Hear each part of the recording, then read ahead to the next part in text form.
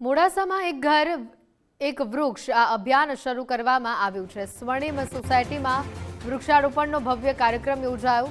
લોકોએ પર્યાવરણ જતનનું મોટું કદમ આજે ઉપાડ્યું। માત્ર વૃક્ષો વાવશે નહીં, બાળકની જેમ આ વૃક્ષોનો ઉછેર પણ કરવામાં આવશે।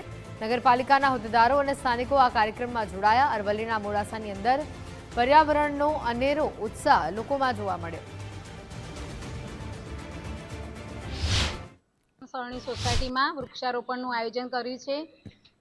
એક ઘર એક વૃક્ષ વાવો, દરેક જે વ્યક્તિ એક વૃક્ષ વાવો અને એનું જતન કરો અને હરિયાળું જીવન બનાવો। આવનારી પેઢી માટે હરિયાળું જીવન થાય અને સ્વાસ્થ્ય માટે વૃક્ષારોપણની જરૂર છે।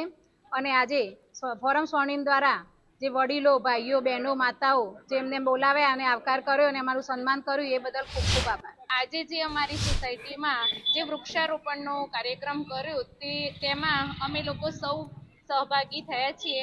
અમારી સોસાયટીમાં 100 વૃક્ષો જેવા રોપણ કરવાના છીએ। અને જેમ કે મોદી સાહેબે જેમ કીધું છે કે એક ઘર એક વૃક્ષ વાવો, એમ જેમ બાળકને સવારથી જેમ ઉછેરો છો, એમ નાના બાળકની જેમ ઉછેરો છો, તેમ વૃક્ષને પણ આપણે એ જ રીતના જતન કરીશું। દેશના ગૃહમંત્રી અમિતભાઈ શાહ જ્યારે ગુજરાતમાં વૃક્ષારોપણની શરૂઆત કરી રહ્યા છે, ત્યારે આજે મોડાસા શહેરની અમારી ફોરમ સ્વર્ણિમ રેસિડેન્સીમાં વૃક્ષારોપણનો કાર્યક્રમ કરવામાં આવ્યો છે। એમાં એક ઘર એક વૃક્ષના અભિયાન હેઠળ અમે 100થી વધુ વૃક્ષો આજે વાવવા જઈ રહ્યા છે।